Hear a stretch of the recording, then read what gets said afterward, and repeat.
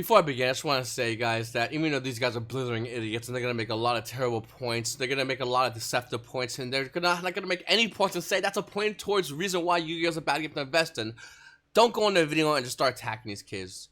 Just because they're stupid doesn't mean we should attack them. We could just point and laugh at them. And boy, let me tell you, in this video, there's going to be a lot of that. Join Dalton and Jacob as they discuss the ever-changing world of trading card games. TCG Buzz starts now. Hello and welcome. These guys went on Fiverr. These guys went on Fiverr to buy their intro. Good for them. Good for them. There's a lot of good deals on Fiverr. I really need to use Fiverr more. Just want to throw it out there. Welcome to TCG Talk. My name is Jacob, and I'm joined by Brody today. Hi, guys. Because I couldn't get anyone cooler. Oh, okay, fine. I'll leave. So many jokes! These guys got jokes for days! Why the hell is it that these card players, and I mean all card players in general, try to make it like they're funny? I mean, I made fun of them. I guess you could go, well, you did it like you're funny. Yeah, sure, I guess whatever. But these kids honestly and truly think they're funny, and they're gonna make a lot of bad jokes. Can we just make it like a joke timer about how many times they just make shitty, zany jokes? In their mind, they're like, oh, that's really good. Put that in the video. Oh, yeah, I'm going to. Yeah, thank you, man. They're gonna do a lot of that crap, and it's just gonna get really cringeworthy after a while. I don't know. It's just something that annoys me. When card players try to be funny. We know stuff about cards. If we were funny, we'd be comedians, not card players. Just throwing it out there. So, Brody's here to join me because we're going to continue our series discussing investing in card games. But specifically, we're going to be talking about Yu-Gi-Oh! Today. Oh, you mean the train wreck? You're getting right into it, huh? Because I really wanted to have this discussion because there's some very good things I want to say and some very bad things I want to say about this card game, particularly when it comes to investing in long-term value in your collection.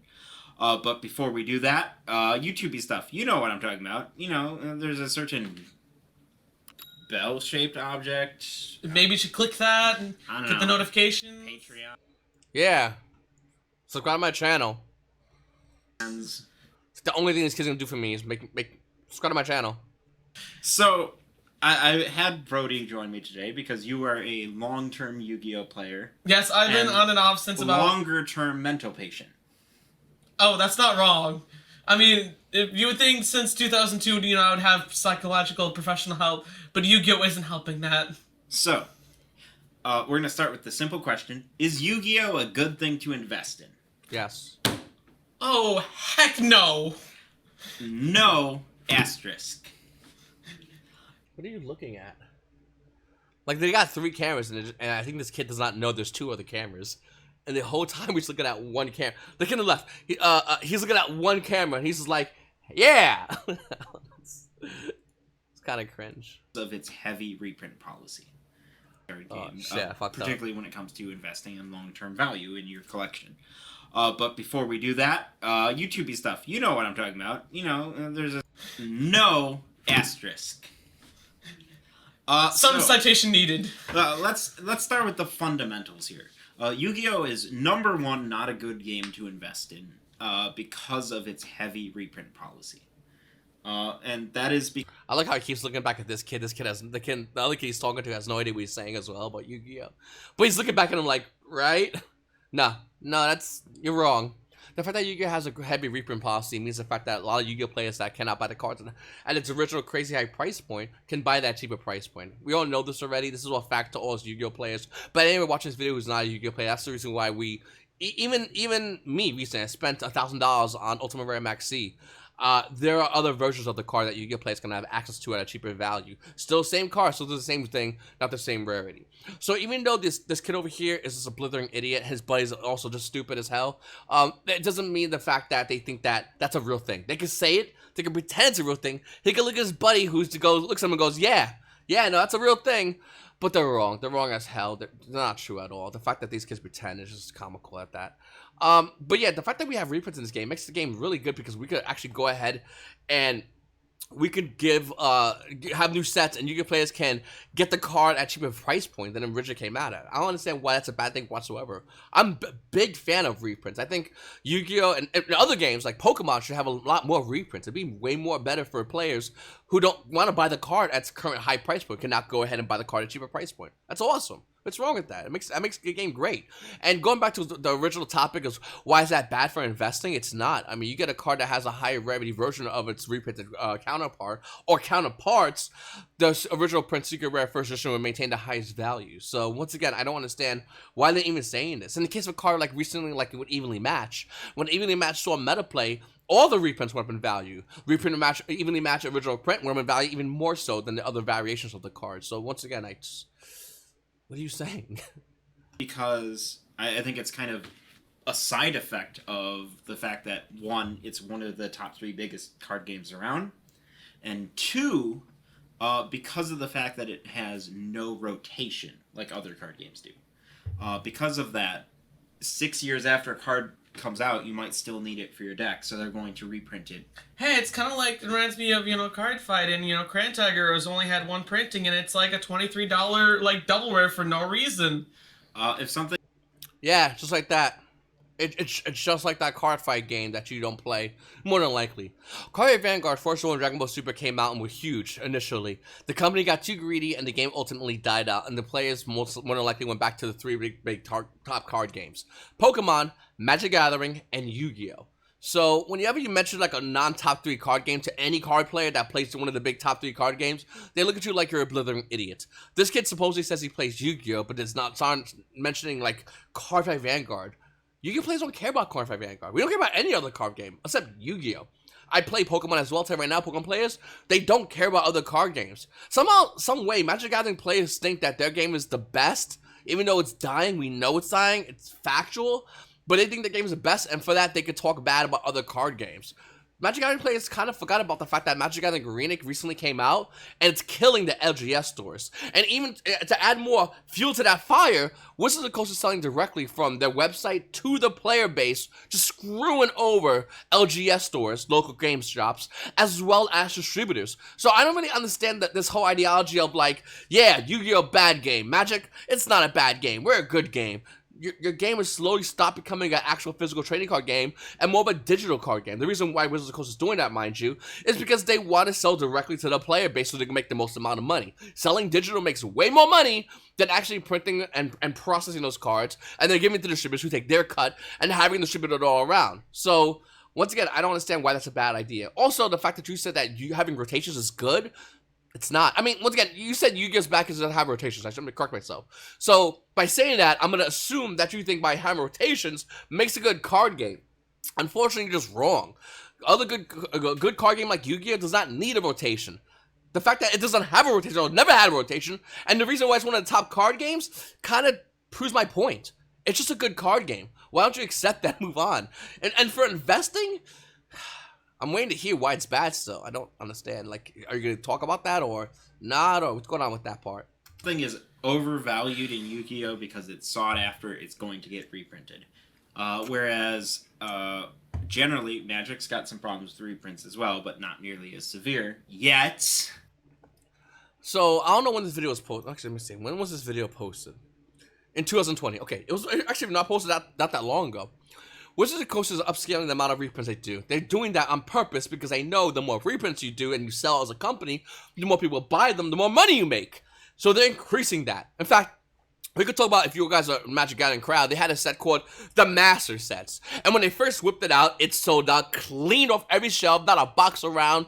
I mean, they were hard to get Master Set boxes. And they were expensive. They were like, stores could buy them for $140. They would turn around, flip them for roughly around $225. So there's a lot of profit for stores. Players could pull expensive cards. There's a lot of good things in Master Sets. Wizards of the Coast immediately noticed that, and they said, you know what? And when they first made up Master Sets, they're like, we'll do it for 2 years.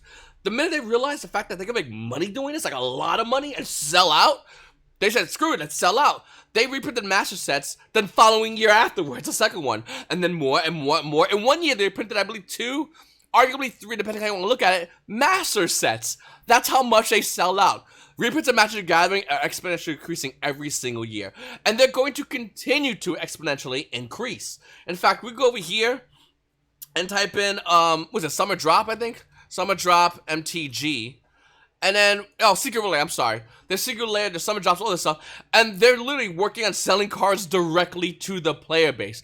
They don't care anymore about the local game store. They don't care anymore about the local distributors that are trying to sell to the game stores. They don't care about that. They're making money directly to you guys. So, talk to me about those reprints again. I want to hear about all those reprints because, yeah, Magic the Gathering has a lot of them. But also, you have sets rotating out and not being available after a while. And generally the reprint policy is a lot lighter. It's generally only the cream of the cream of the cream at the top that gets reprinted within just a couple of years. Then you have Pokemon, which doesn't reprint anything ever. Well, they do, but only in the short term, because everything rotates out, so you never bother. This is all wrong information. Pokemon literally came out with a set called Doctors Ablaze, and it's going to reprint one of the cards right out the gate. They announced it already. Okay? If you want to say short term, I guess so, but that's not true as well, because we could look at Execute, which came out of Plasma Freeze, a card that expanded for Pokemon, but Execute has a bunch of reprints of that version that has propagation on it. No, I can't find it. 1 second. Where is it? Execute. Like, it has another reprint of propagation. In fact, a secret reprint of propagation. They have reprints in the long term as well in Pokemon. In fact, if you play the Pokemon card game online, they have reprints all over the place of expanded cards. They do this a lot, actually. It's not something that's, like, weird. It's kind of normal for Pokemon players. And Magic the Gathering players, you guys reprint a lot, too. Remember Sentences Dividing Top came out of Champions of Kamigawa? This card was really good as an uncommon. So good that it's roughly around $38. Even more so good, the fact that the game has reprinted the card several times. Oh, no, that's not all of them. Hold on. Let's go over here. They reprinted the card a bunch of times. Why can't I find the other version of it now? Sensei's Dividing Top. Anyway, they reprinted the card a lot. Maybe I'm going wrong about this. Maybe it was Force of Will, I'm thinking. Is it Force of Will? No, not the dead card game. Magic Gathering Force of Will. There they go. They reprinted it a lot. In fact, they've recently reprinted it in, get this, Double Masters. 2 versions of the card. Come at me, bro. Force of Will with the borders colored, because they Wizards of the Coast thing and realized, hey, we take the border out the card, it sells some more, and it does, by the way, a lot more. And Force of Will, not so borderless.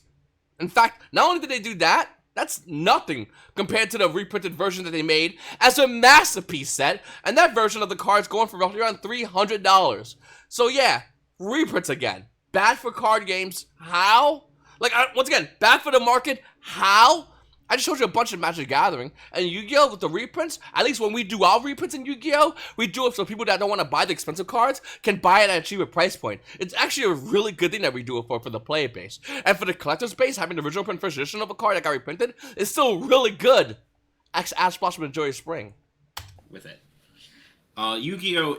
Is very, very reprint friendly, which for most players is a good thing. However, that does mean long-term value in your card collection will always go down. Always. You said always. Always. Okay. This is a Duelist Genesis. You might know it. This set originally came out back in 2008, okay? Always, you said, okay? No problem. This is Star Wars Dragon Ghost Rare, which came out of Duelist Genesis.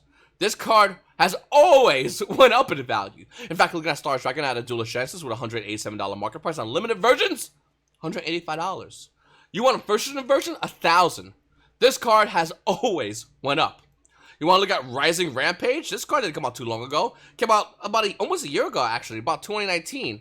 Okay, let's look at Always. We'll look at Appaloosa Blow the Goddess Starlight Rare, another card that it's an old card, and according to your horrible explanation, should always go down, right? Okay.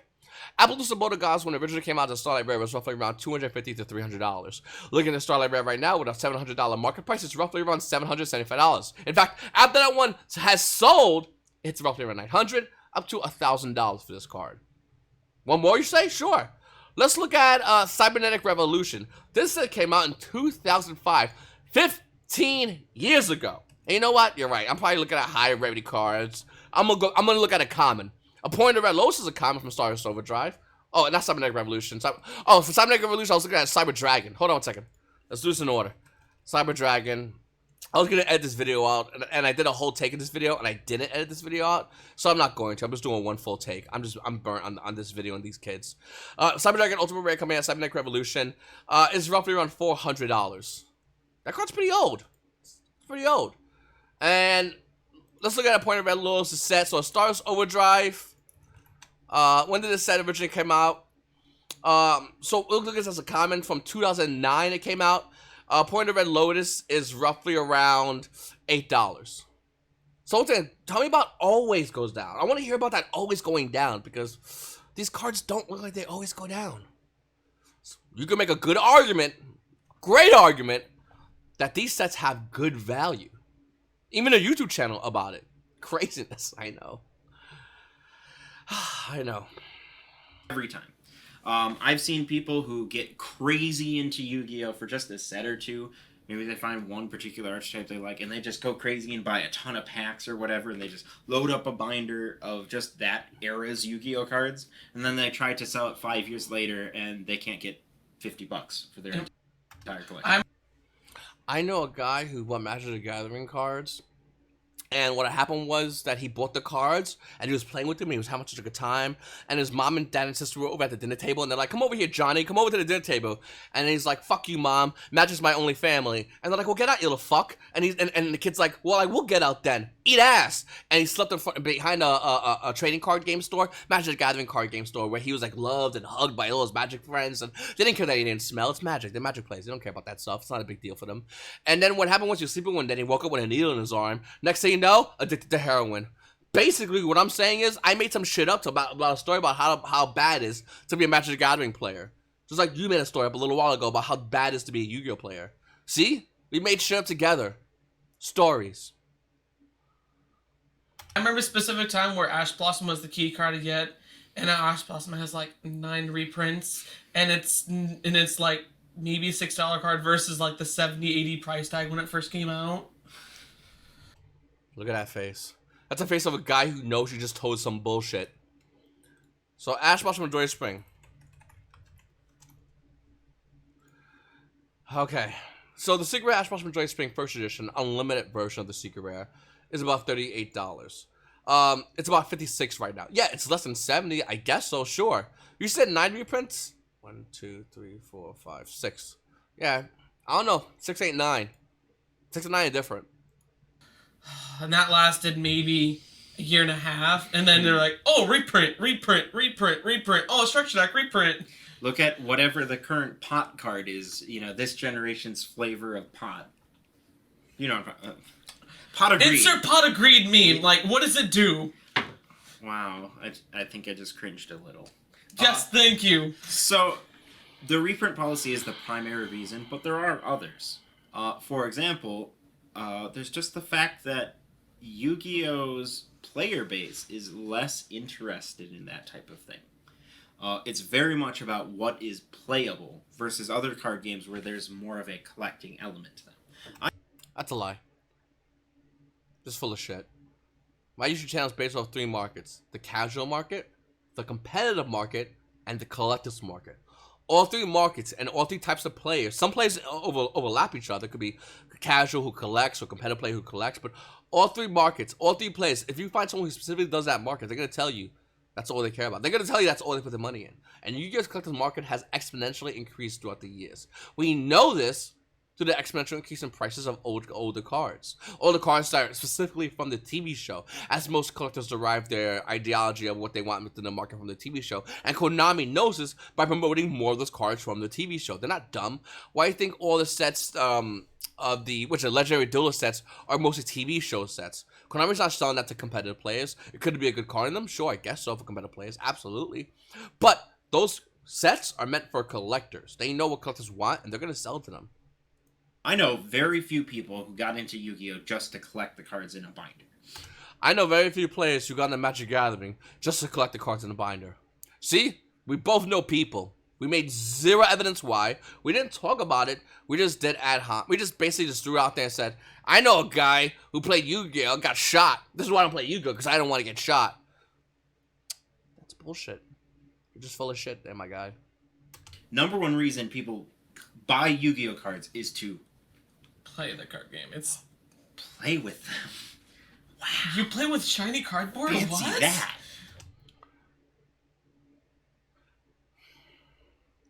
I hated making this video. This video sucks. I hate this video. I hate this video so fucking much. I hate this video because these people are just so stupid. Like, they can't just say we hate Yu-Gi-Oh! Move on like fucking adults. They gotta pretend to do a video pretending they know what the fuck they're talking about Yu-Gi-Oh! Trading card game and they have zero idea. This video sucks ass and I hate it. Just want to throw it out there.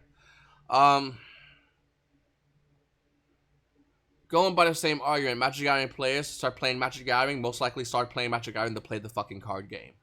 Pokemon players that start playing Pokemon card games, they're not looking to it as an investment right off the gate. Yu-Gi-Oh! Players? Sure. Yu-Gi-Oh! Players play Yu-Gi-Oh! Cards. Nobody just collects cards. It's not baseball cards. It's not football cards. These are trading card games. The fact that it has games at the end of it should give you a hint of what people do when they trade the cards. Play them in games. Why are we here? But there are other issues too. For example, Yu-Gi-Oh cards just don't hold up well to time, generally. The number of times I've seen someone do a retro pack opening where they just take a special edition from 10 years ago or whatever and open it, and the cards are like this. Hold on. Wait, did you say retro pack? Okay. Okay. Retro pack. Dude, can I even look up retro pack on here? I forgot what came out in Retro Pack 1, but everything in Retro Pack is money. We'll just pretend he didn't say Retro Pack. We'll just pretend, I mean, even though Retro Pack cards are insanely expensive, we'll just pretend he didn't say it because he's an absolute fool. Okay.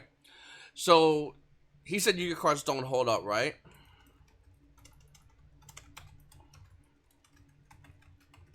That's why he's an idiot. Like, wow. Lols. Look at that bent up card. Lols. It's $620 and has 10 bids on it. We showed them, boys. This PSA 9.5 DDS Blue Eyes, $5,000. What an idiot. Lols. These cards are all bented up. I mean, look at this card. This card has 15 watches on it, and it's 350. Can't even play the card. Lols. We burned them. Look at this card. This card's shaped all like a U. Look at this card. Look at the condition.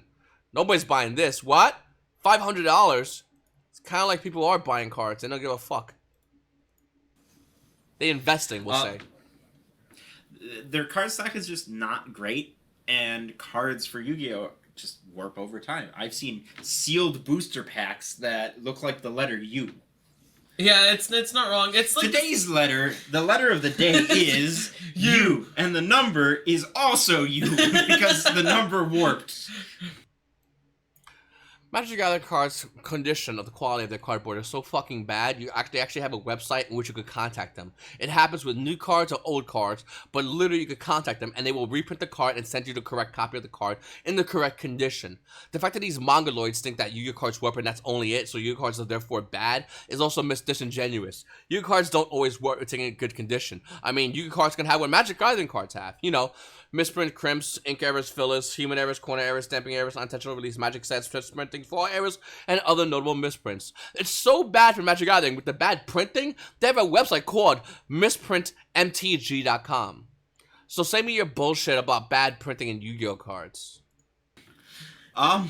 It's the same thing with, especially with the older sets and whatnot. Like, even just, I want to talk about rarities for, like, a little bit here. Okay. So, like, rarities is just one of those things in a lot of card games where you're like, oh, it's... I'm skipping that. This kid basically talks about how Yu-Gi-Oh has secret rares, and the fact that the secret rares in Yu-Gi-Oh are just so unbelievably bad and low valued. Like, Magic the Gathering doesn't have fucking mythic rares that are in quarter boxes. Like, shut the fuck up. I'm getting angrier as I watch this video. The first time I watched it, it just annoyed me. And now I'm watching it again, and I hate it. I hate myself from watching this video. God, man. Now, What, 19 years since I'm playing the game? that's not the worst for single cards, but the problem is anytime you're trying to sell a collection or even just a lot of cards, you have to sit on it forever. Let me just pause you quickly. I don't know where this guy is looking at. And it's maybe it's me, but it's annoying to crap it. One guy's looking at one camera. Obviously, they have multiple cameras because they have multiple camera angles.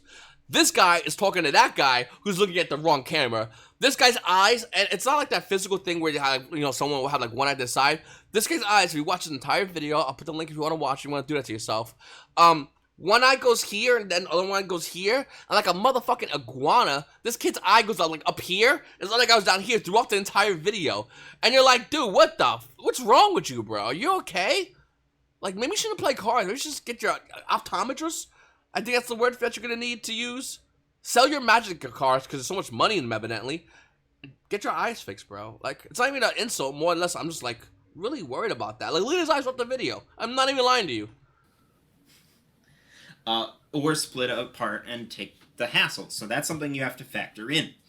Now, let's talk about some positives in investing in Yu-Gi-Oh! I don't think there are ever really cases where standard Yu-Gi-Oh! Cards in a booth. Don't you love that when a Magic Gathering player uses his Magic Gathering terminology in Yu-Gi-Oh? The standard and the beta and alpha cards in Yu-Gi-Oh! It's like, we're not your fucking card game, dumbass. Don't talk to us like we're your card game. We don't care about your Magic Gathering. Like, we just don't. The fuck up. Stop using your dumb terminology. It doesn't factor into Yu-Gi-Oh!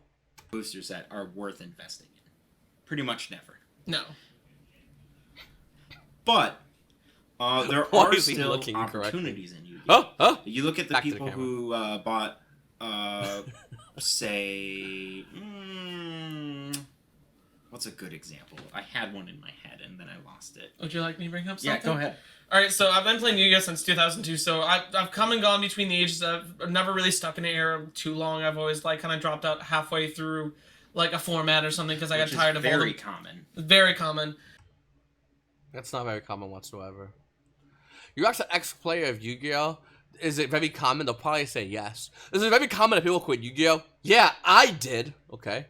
But the fact that Yu-Gi-Oh! Not only is not very common, the fact that people drop out, but the fact that people are growing, the game is somehow growing exponentially. Even during the pandemic, they're still hitting crazy numbers on sales for this card game. And you can ask distributors. That's who I talk to. If you want to go ahead and ask distributors, ask let's see, GTS Distribution. You could talk to. You could talk to DA Card World. I'm sorry, not David Adams. You can ask David Adams too. They'll probably tell you if tell you that Yu-Gi-Oh's crate is selling insanely high. You can ask ACD Distribution. They usually post out notes about what is available and what's not available, and Yu-Gi-Oh constantly sells out. Pokemon constantly sells out. You know what doesn't sell out with all these distributors? Magic the Gathering booster boxes. Maybe the game sucks for investing. But it was never more than like 6 months at a time or something. So I've seen like pendulums like ruin the entire format. I've seen links and the extra linking, and Firewall was unbanned for way too long. Invest in Firewall Dragon. I think it's like 25 cents now. It's actually really funny. But a good case for that would be Salamangreats. Greats. They were technically this format, but like last format's like deck, and they were like not competitive for many moons. Even when the deck was hit many moons later, it was still a good deck. Even nowadays, Yu-Gi-Oh has good and bad formats. This is not fucking something that's brand new or an idea that will shock any Yu-Gi-Oh player to their core. You go to Magic Gathering place, talk about Mono Blue Tron, and ask them, was that a fun format? They'll tell you no. That was when it was in standard. Modern Magic Gathering players, same exact thing. You ask them about other formats. Hell, you want to go into Pokemon formats, ask them when Shaman EX was an $80 card and everybody had to have 4 to buy. How fun was that format? Or formats where there was only 1 or 2 meta decks in Pokemon. There's a lot of those formats happening. In fact, currently this format, one can make a good argument with Doctors of Blaze coming out that the meta would be very, very small compared to the previous format. So, if you're saying there's good and bad formats in Yu-Gi-Oh, good. That happens. Same thing with Magic the Gathering. Same thing with Pokemon. What's your fucking point? None? Okay, let's continue. $5 card now. At like high rarity.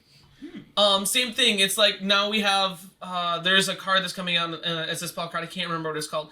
But essentially it's 3 banned cards in one. It's like the Forceful Century and like 2 other ones I can't remember. Exchange or And that's when he's wrong. Exchange a Heart or something. But it was like 3 banned cards in one. And I'm like, why are these still banned then? This is a kid who has no idea about Yu-Gi-Oh. Triple Tactics Talent is a card he's talking about. It has 3 effects if your opponent has to do something. Konami not only remade the card from the effects of other previous card, but add a condition on it. This is normally what they do when they want to improve the quality of the sets by adding some familiar traits of other cards. You have to activate in a certain criteria, and this card is very expensive right now. I believe it's about $65 for the card. Now, before you go, wow, it's a lot of money for that card. It's hard to get. Sure.